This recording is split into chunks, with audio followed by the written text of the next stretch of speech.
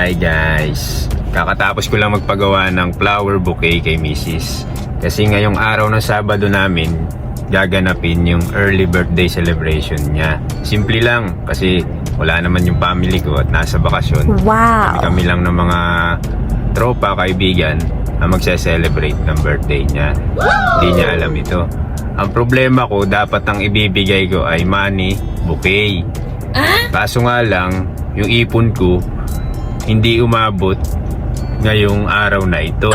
Kaya siguro sa araw na lang ng birthday niya mismo, baka magawan ko ng paraan, papagawa na lang uli ako ng bagong bouquet sa araw na yun mismo ko ibibigay.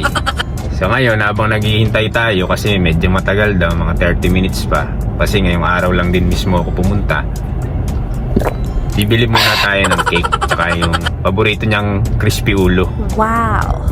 Tayo na nga guys, nabili ko na yung favorite ni Mrs. na crispy ulo. Bagong luto yan. Crispy yan. Juicylicious. Nakuha ko na yung bouquet. Grabe, ang ganda oh. Wow! Oh, tama. Ito yung bago nilang style eh. Grabe. Ganda. Para maiba naman ang style. Gugustuhan siguro ito ni Mrs. Tsaka na lang yung cash. Ganda naman eh, di ba? Yes! Yes! Kaya guys, kuha ko na yung cake. May maaga akong bisita.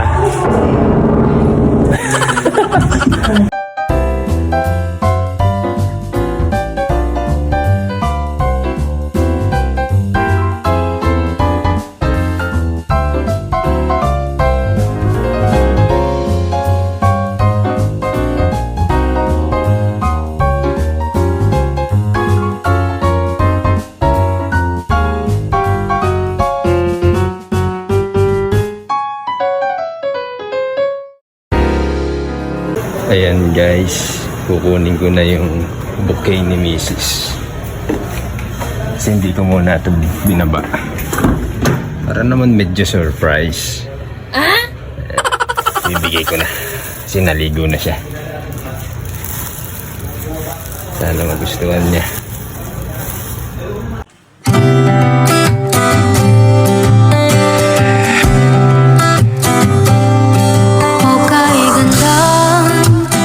Pagmasdan ng iyong mga mata, kumikinang-kinang, hindi ko maintindihan ang iyong mga tingin, labis